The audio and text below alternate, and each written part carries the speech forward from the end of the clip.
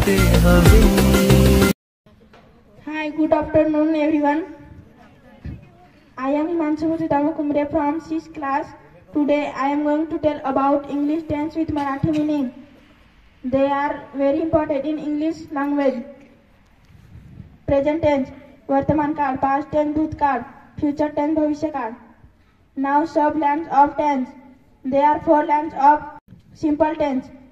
He goes to school. तो शाळेत जातो. He went to school. तो शाळेत गेला. He will go to school. तो शाळेत जाईल. Continue tense. He is going to school. तो शाळेत जात आहे. He was going to school. तो शाळेत जात होता.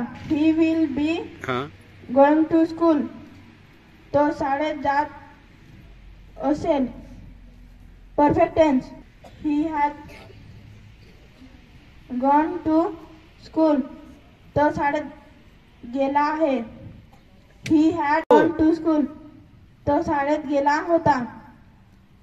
He will have gone to school. तो शाळेत गेला असेल. Perfect continue tense. He has been going to school. तो शाळेत जात आलेला आहे.